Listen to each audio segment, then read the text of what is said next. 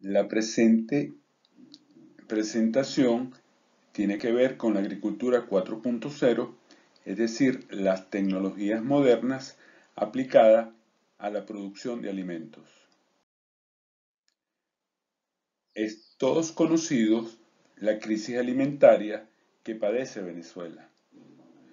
Durante muchos años tuvimos una agricultura de puertos financiada por el petróleo.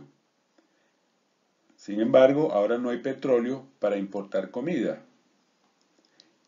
Esto nos presenta la oportunidad de construir un mejor país, la Venezuela postpetrolera. También tenemos que avanzar hacia el cumplimiento de los objetivos de desarrollo sustentables establecidos por la Organización de las Naciones Unidas. Notablemente, esta propuesta está relacionada con 12 de los 17 objetivos establecidos por la ONU. Este es un teléfono del año 1960 y 70 y al lado es un teléfono moderno del año actual. Todos sabemos la diferencia entre los teléfonos de aquella época y los teléfonos modernos que incluyen cámaras fotográficas e inteligencia artificial. Sin embargo, cuando hablamos de agricultura, en Venezuela seguimos haciendo agricultura de la época de este teléfono. Por eso quiero hablar de la agricultura del siglo XXI, es decir, la agricultura del conocimiento.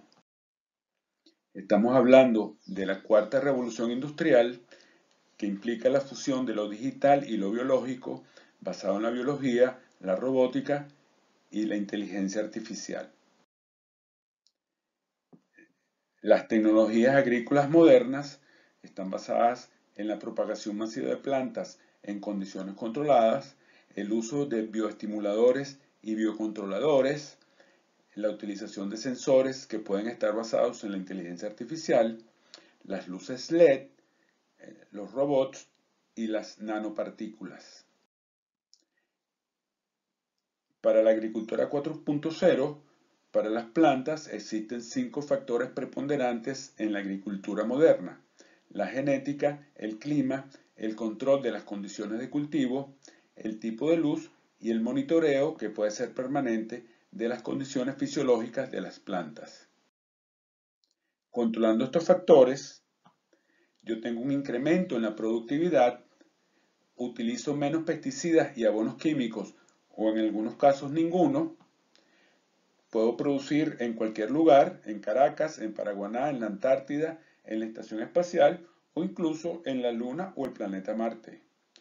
Puedo producir durante todo el año, tengo un mínimo impacto ambiental y además un poco de uso de agua, en algunos casos hasta 100 veces menos comparada con la agricultura tradicional.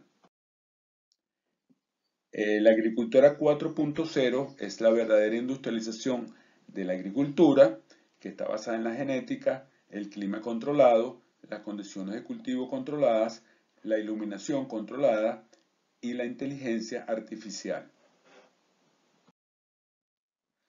La inteligencia artificial es el uso de tecnologías digitales para extraer conocimiento procesable de un conjunto de datos que los humanos apenas pueden entender. Y eso es lo más importante. La inteligencia artificial permite, mediante un monitoreo constante, conocer el estado fisiológico de las plantas y, en base a esta información, controlar la irrigación y la fertilización. Estamos hablando de un control inteligente que está basado en un monitoreo inteligente que permite una planificación inteligente. Estamos hablando del IoT, es decir, el Internet de las cosas. Vamos a hablar entonces de un nuevo concepto que son las biofábricas. Yo tengo distintos tipos de biofábricas. Por una parte, las granjas urbanas, es decir, la producción de alimentos dentro de las ciudades, los invernaderos inteligentes, la producción masiva de plantas en condiciones controladas, que pueden ser llevadas al campo con un mejor desempeño, necesito establecer un programa de asistencia para la implementación de estas tecnologías y eventualmente se puede utilizar energías limpias para la producción de alimentos. Cuando hablo de granjas inteligentes, yo tengo un control estricto de las condiciones de cultivo, puedo producir en la ciudad, lo cual me permite tener una alta productividad.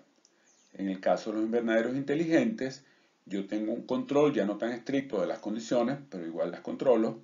Puedo producir en el campo o en la periferia urbana y también tengo una alta productividad. Y cuando hablamos de campos inteligentes, yo tengo un control mediante sensores y o satélites. Los sensores pueden estar ubicados fijos o en drones o en los satélites. Yo tengo riego, pesticidas y abonos controlados, lo cual también me permite una alta productividad. En el primer caso, sobre todo se producen vegetales para consumo fresco, es decir, los denominados verdes, algunas hortalizas, y hay un incremento en los cultivos producidos, ya que esto es una nueva tecnología que está avanzando continuamente. En el caso de los invernaderos, yo puedo producir plantas y semillas para el campo.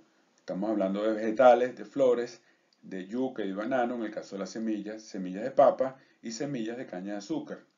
Y en el caso del campo inteligente, yo tengo un control del riego y la fertilización. Yo puedo tener una detección e identificación temprana de los organismos patógenos y eso me ha permitido ampliar el rango de siembras. Puedo sembrar en los desiertos o en el caso de Venezuela en los llanos centrales. Hablando de las granjas urbanas, se trata de hidroponía de alta tecnología. Esencialmente, una granja urbana consta de 7 componentes básicos: un ambiente cerrado con paredes selladas que permiten un aislamiento térmico, estantes con luces LED, aires acondicionados, ventiladores internos para homogeneizar el ambiente, una unidad suplidora de dióxido de carbono, una unidad suplidora de la solución nutritiva para las plantas y una unidad controladora del ambiente. Además, la utilización de luces LED me permite manipular el tipo de luz que se le da a las plantas y este tiene como consecuencia distintos efectos en las plantas. Puedo variar la forma, el color, la calidad nutricional, por ejemplo.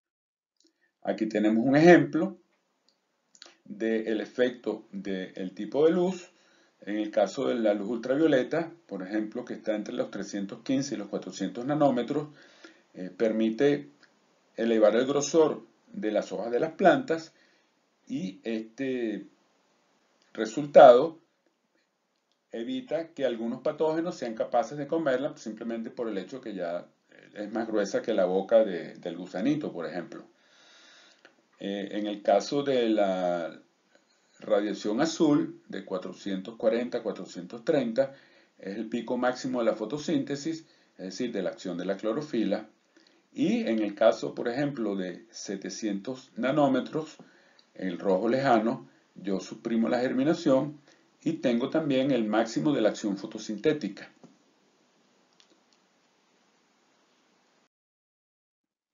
La manipulación de la luz y las condiciones de cultivo me permite simular las distintas luminosidades del día, lo cual me permite imitar las condiciones de cultivo en cualquier lugar del mundo. Por poner un ejemplo, en Venezuela podríamos producir los famosos tomates San Marzano de Italia, que son muy cotizados. También podemos producir en el lado oscuro de la luna. En el 2019, los chinos enviaron una sonda al lado oscuro de la luna, donde lograron crecer plantas usando las condiciones controladas. Las plantas murieron rapidito, pero germinaron. Cuando hablamos del sistema de control, yo tengo un sistema computarizado que puede tener una interfase web y un almacenamiento en la nube de los datos, con lo cual yo puedo tener un monitoreo constante de las condiciones de crecimiento de las plantas Y este monitoreo, como lo puedo controlar a través de una interfaz web, me permite que desde cualquier lugar del mundo yo tenga información y control de las plantas que estoy cultivando. También cuando hablamos de la robótica, los robots se pueden utilizar para hacer trasplantes, un trabajo que es extremadamente tedioso porque es repetitivo, y hasta lo puedo programar para hacer café de manera de tenerlo bien calientito cuando uno llegue en la mañana. ¿Cuál es el resultado de estas tecnologías? Yo tengo una productividad elevada, las lechugas en el campo me producen cada 3 meses, lo cual me permite un máximo de 4 cosechas anuales. En una granja urbana yo tengo ciclos de 30 a 40 días, lo cual me permite entre 9 y 13 cosechas anuales. Sin embargo, yo puedo tener una producción continua, con lo cual puedo llegar a producir 100 kilogramos de lechuga por metro cuadrado al año. Hablando de invernaderos inteligentes, donde yo tengo un suplemento de iluminación utilizando lámparas y condiciones utilizando medios de cultivo. En este caso, yo puedo llegar a tener una altísima productividad. En el caso del tomate, puedo llegar a 100 kilogramos por metro cuadrado, es decir, que un invernadero de 1000 metros cuadrados me puede producir en un año 100.000 kilogramos de tomate. A eso comparamos con la productividad que hay en Venezuela, que está cerca de 15.000 kilos por hectárea, 20.000 kilos por hectárea. Estamos produciendo 5 o 6 veces más tomate en una superficie que es 10 veces menor que una hectárea.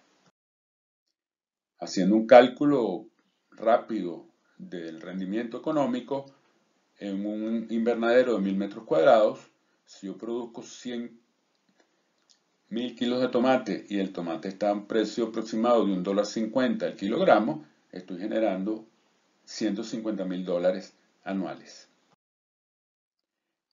En el caso de las nanopartículas, aquí tenemos un ejemplo cultivando albahacas, a la cual le damos un suplemento con nanopartículas de dióxido de silicio, que son de un producto comercial. Yo tengo del lado izquierdo las plantas control, que tienen como unos 20 días de crecimiento, 5 partes por millón, 10 partes por millón y 20 partes por millón. Todas las plantas tienen la misma edad. Vean la diferencia de crecimiento entre el control y 10 partes por millón de nanopartículas de dióxido de silicio, que la planta tiene casi 5 veces más crecimiento. Ahora vamos a hablar de las biofábricas, es decir, la propagación masiva de plantas que van al campo en condiciones. ¿Por qué propagar plantas en una biofábrica? Esta tecnología sobre todo sirve para plantas con reproducción asexual, las que se propagan mediante clones, estacas, estolones o rizomas, y plantas con reproducción sexual, pero que se necesita mantener un clon por alguna razón. Este es el caso del cacao, que es un cultivo que siempre cruza y que genera híbridos, y si yo necesito mantener un clon de cacao con unas características particulares, estas tecnologías sirven para propagarlo. Estamos hablando en algunos casos de la utilización de embriogénesis somática, es decir, la producción de embriones a partir de tejidos vegetales que me permiten generar plantas que una vez que germinan estos embriones y son cultivados y son llevados al campo, me generan plantas que tienen un mejor desempeño. Esta forma de cultivar plantas tiene varias características fundamentales: la asepsia, es decir, la ausencia de gérmenes, el control de los factores que afectan el crecimiento, el estrés controlado, las plantas son sometidas a estrés y el estrés controlado es bueno, incluso para nosotros, cuando uno corre, que se agita, se acelera el corazón y uno suda, eso tiene un efecto benéfico para la salud. Y estas plantas que provienen de este proceso, al ser llevadas al campo, presentan un mejor desempeño. requieren un menor uso de fertilizantes y otros productos químicos como insecticidas y fungicidas, permiten programar la producción, lo cual le da ventaja desde el punto de vista ecológico y de salud, además de abaratar el costo para los agricultores. Esta tecnología sobre todo se usa para plantas de propagación asexual como la yuca, la papa, el ajo, la fresa, bananos y plátanos, caña de azúcar, los agaves y la fulcradea, la piña, algunas ornamentales y ya les hablé del cacao. En este caso, este es un híbrido famoso desarrollado en Venezuela, el IMC 67 por Ocumare 61, o unos nuevos híbridos de café que han sido desarrollados en Centroamérica, o la uva que se usa para producir vino. Vamos a presentar aquí los resultados del proceso de producción de yuca que estuvimos trabajando hace algunos años, partiendo de un tejido vegetal. En la parte A de la figura, yo genero un callo, que es un montón de células indiferenciadas. A partir de ese callo, usando hormonas vegetales, yo genero embriones que se denominan embriones somáticos. Esos embriones los hago germinar, que están en la parte B, lo cual me genera plantas que están en el C. Esas plantas las llevo a un invernadero para aclimatarlas y después son llevadas al campo. Nosotros hicimos todo el proceso completo con la yuca, desde la embriogénesis somática hasta 2 pruebas de campo, una en San Carlos, estado Cojedes, y en Capaya, estado Miranda. Llegamos a cosechar la yuca y a comerla, digamos. Aquí tenemos el resultado. Del lado izquierdo, yo tengo una figura que son los datos de la FAO del rendimiento mundial promedio de la yuca en los periodos hasta el año 2000, pero esto no ha cambiado mucho. En el mundo, la yuca tiene un rendimiento de la raíz, que es lo que generalmente comemos, que está entre 10 y 12.000 kilos por hectárea. En África se produce un poco menos. En Asia, que son los grandes productores de yuca, a pesar de que la yuca es de origen americano, de la selva amazónica, se producen entre 12 y 15.000 kilogramos por hectárea. Y en América Latina y en Venezuela estamos entre 10 y 12.000 kilos por hectárea. Nosotros probamos 3 clones. Con uno llegamos a 43.000 kilos por hectárea, por otro llegamos a 40.700 kilos por hectárea y con el tercero llegamos a 57.600 kilogramos por hectárea. Es decir, obtuvimos 5,7 veces el rendimiento promedio nacional por hectárea en la producción de yuca. Hablando entonces de las plantas micropropagadas, cuando cultivo yuca, multiplico por 6 el rendimiento de la yuca en el campo, con los agaves, entran en producción en 4 años en lugar de 6, lo cual implica un 33% de incremento en la productividad. En el caso de los bananos, plantaciones de un solo ciclo me pueden permitir triplicar la producción por hectárea. La papa, se puede producir semillas de papa, lo cual nos daría autosuficiencia en ese rubro. Venezuela antes importaba alrededor de 2-3 mil millones de dólares al año en semillas de papa, notablemente Canadá, y una mayor productividad en la caña de azúcar, que se utiliza para la producción de azúcar, y de los excelentes rones que se producen en Venezuela. Vamos a hablar de otras cosas. Los romanos tenían un refrán que decía in vino veritas, que se refería al hecho de que, según ellos, había 3 grupos de personas que decían la verdad: los niños, los locos y los borrachos. Un ejemplo del poder de esta tecnología: los monjes franceses durante 300 años en la Edad Media estuvieron estudiando las distintas cepas de uva y las distintas regiones de Francia, lo cual permitió identificar las mejores cepas de uva para las regiones. Ese trabajo lo realizaron durante 300 años y es uno de los secretos de la excelente calidad del vino francés. Sin embargo, en los Estados Unidos hicieron el mismo estudio en California utilizando tecnología satelital y durante 25 años lograron desarrollar la excelente calidad de los vinos californianos. Eso es un ejemplo del poder de estas nuevas tecnologías. Cuando hablamos de la agricultura de campo moderna, basada en sensores, yo puedo tener sensores que, como el ejemplo anterior, estaban ubicados en satélites, pero también lo puedo tener a nivel de plantación, fijos o en drones. Y en base a imágenes y información del ambiente y del suelo, yo tengo el sensor, tengo una computadora que recopila la información y me permite controlar el funcionamiento de los sensores. Todo eso se guarda en la nube y eso me genera una enorme cantidad de datos que, siendo analizados, me permiten mantener las plantas que estoy cultivando en un estado óptimo, lo cual me permite una mejor productividad. Estamos hablando de la agricultura IoT, es decir, en el Internet de las cosas, porque todo esto se basa en que los sensores estén conectados al Internet.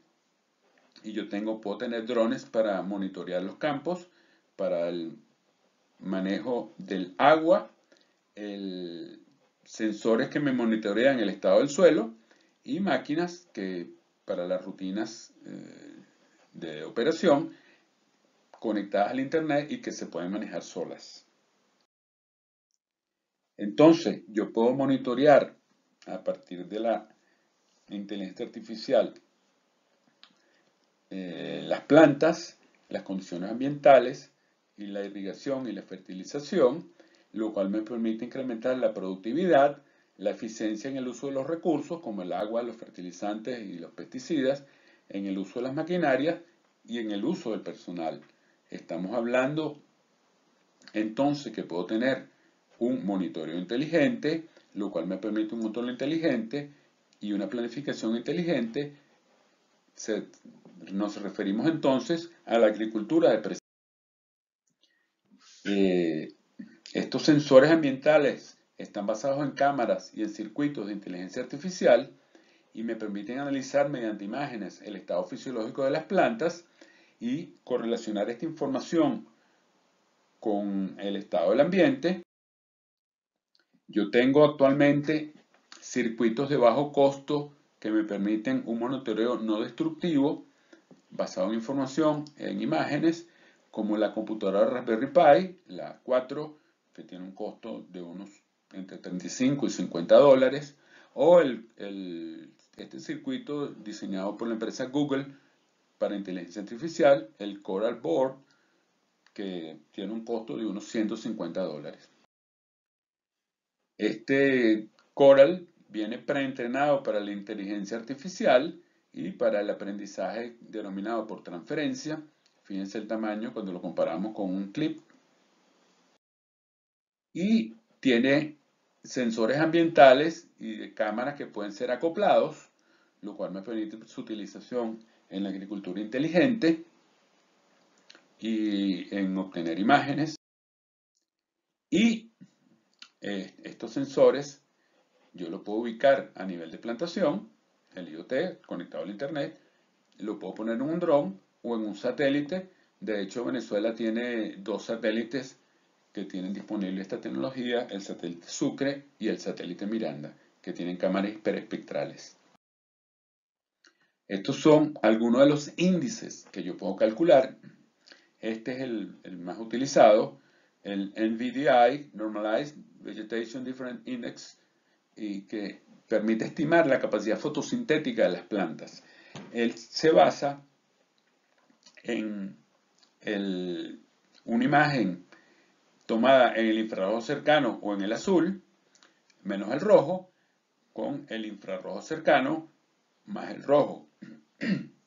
Esto me da un índice que está entre -1 y +1, y según el color yo puedo estimar la capacidad fotosintética de las plantas. En la zona negra o azul es donde hay poca o ninguna fotosíntesis, y en la zona roja es donde yo tengo fotosíntesis. Podemos ver aquí la imagen en colores completos, y cuando hago el cálculo con el índice, la parte amarilla me indica donde hay fotosíntesis, la roja donde hay más fotosíntesis, y la parte negra, que corresponde al agua, es la zona donde no se está realizando ninguna fotosíntesis, o la piedra, tampoco hay fotosíntesis, o en el tronco de los árboles, donde tampoco se realiza fotosíntesis. De esta manera, yo puedo saber cuál es el estado, si las plantas están fotosintetizando de buena manera, digamos, o de una manera no tan óptima. Este es otro índice, el índice de reflectancia fotoquímica o Photochemical Reflectance Index, el PRI, que mide la tasa de absorción del CO2 por parte del follaje por unidad de energía absorbida. Este índice nos permite estimar el estrés hídrico y está basado en una imagen, en un índice que yo tomo la imagen a 531 nanómetros menos la imagen a 570 nanómetros sobre 531 más 570. Esto también me da una relación que va de 0 a 1 y aquí tengo la escala que me indica el estado de absorción de CO2 de las plantas que estoy monitoreando. Ahora, ¿qué nos permiten estas tecnologías? Yo, en el caso de un viñedo, puedo estimar el nivel de riego en la plantación, en el caso de la viña, de la uva, la cantidad de agua influye notablemente en el sabor de la uva, lo cual está relacionado con la calidad del vino. Esto me permite definir la irrigación según el estado, incluso podemos monitorear planta por planta. Eso me permite regar solamente las plantas que necesitan un poco más de agua y proporcionarles la cantidad exacta, con lo cual puedo controlar el nivel de humedad de las uvas y definir entonces la calidad del vino que quiero producir. Aquí tengo otro índice que es el Normalized Different Red Edge, diferencia normalizada del borde rojo, que se calcula usando el infrarrojo cercano menos el rojo y el infrarrojo cercano más el rojo.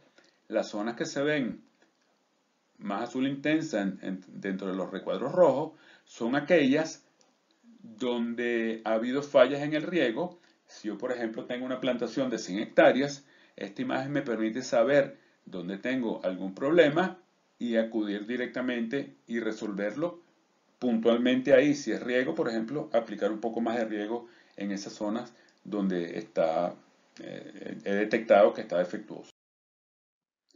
Ahora, en el caso de los fertilizantes, estas tecnologías me permiten determinar la cantidad exacta de fertilizantes que hay que aplicar, me permiten diferenciar las distintas zonas de la plantación y aplicarlos de manera diferencial según la zona.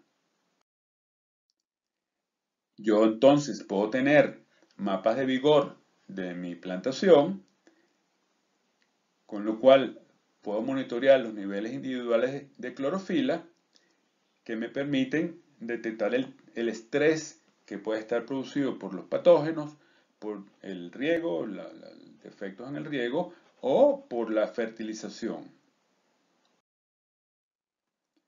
Y en el caso de la deficiencia de nutrientes, yo estoy midiendo el nivel de clorofila y las plantas cloróticas, es decir, que tienen deficiencia en las clorofilas, son identificadas mediante el índice, el del borde rojo, que están aquí encerradas en rojo. Y en el caso de los patógenos, ellos me van a producir un cambio en la huella hiperespectral de la planta, lo cual me permite una detección y caracterización temprana, una identificación de las plantas infectadas, con lo cual puedo tener un tratamiento individualizado y desde el comienzo. Además, un problema que tiene la agricultura son las malezas, para lo cual se usan los herbicidas. Las malezas tienen una firma espectral diferente a las plantas que yo estoy cultivando, lo cual me permite la aplicación puntual de herbicidas solo en las zonas que están infectadas, lo cual implica un ahorro para el agricultor y un menor impacto ambiental en el uso de estos productos. Además, cuando yo tengo una plantación, en el caso de la uva o en el caso del cacao, que son plantas que se siembran sobre patrones, muchas veces no crece la planta que yo injerté sobre el patrón, sino el patrón mismo. El chupón se llama en el caso del cacao, que va a tener una huella espectral distinta a lo que yo estoy cultivando, y estas tecnologías me permiten identificar diferencias sutiles en los niveles de clorofila, con lo cual yo puedo saber dónde tengo una contaminación varietal en mi plantación y acudir y resolver el problema puntualmente en esos sitios. Además, yo puedo tener un conteo de todas las plantas que yo tengo en mi plantación. Digamos, si yo tengo 100 hectáreas, contar todas las plantas, un problema complejo, pero que con estas tecnologías es realizable, y lo cual me permite hacer una predicción de rendimiento mucho más precisa. En el caso de las cosechas, yo puedo establecer mediante imágenes cuál es el mejor tiempo para la cosecha según el estado fisiológico de la planta y de lo que se va a cosechar. Por ejemplo, el cacao, cuando es que está madurado en su punto, o la uva, o la fresa, o cualquier otro cultivo. Tomate, por ejemplo. Y en el caso de la robótica se puede utilizar con varios fines: cosechas inteligentes, para el tratamiento fitosanitario inteligente, y por ejemplo, la eliminación de malezas. Yo puedo aplicar in situ el herbicida, es decir, puntualmente sobre la planta, o la puedo arrancar o la puedo aplastar, con lo cual economizo en el uso de herbicidas y tengo un menor impacto ambiental y una mayor eficiencia en el control de las malezas, porque el robot puede pasarse todo el día recorriendo las plantaciones. Y además, yo puedo utilizar los robots para los trasplantes, en el caso de la producción de flores, por ejemplo, que en el caso de las rosas se propagan por estacas. Si yo quiero producir miles o millones de rosas, tengo que trasplantar miles o millones de estacas. Es un trabajo muy tedioso y un robot puede estar 24 horas realizando esos trasplantes. También puedo tener tractores autónomos, al igual que carros autónomos. Ya existen tractores autónomos, con la ventaja de que no están circulando, sino que están en las plantaciones y que pueden hacer de manera autónoma todas las labores: la siembra, la cosecha y el control de las plantaciones. Todo lo anterior nos lleva a una agricultura que se puede optimizar en base a una gran cantidad de datos, y muchos datos implica la utilización de la inteligencia artificial. Eso tiene como resultado una agricultura más eficiente, que es mucho más productiva, tiene un menor costo y además tiene un menor impacto ambiental, es decir, una agricultura de precisión. Por último, los venezolanos nos hemos dado cuenta cómo nuestro país lo han convertido en el negocio de otros. Necesitamos comprar venezolano, y eso también aplica para la tecnología y la asistencia técnica. Muchas gracias, aquí están mis datos de contacto.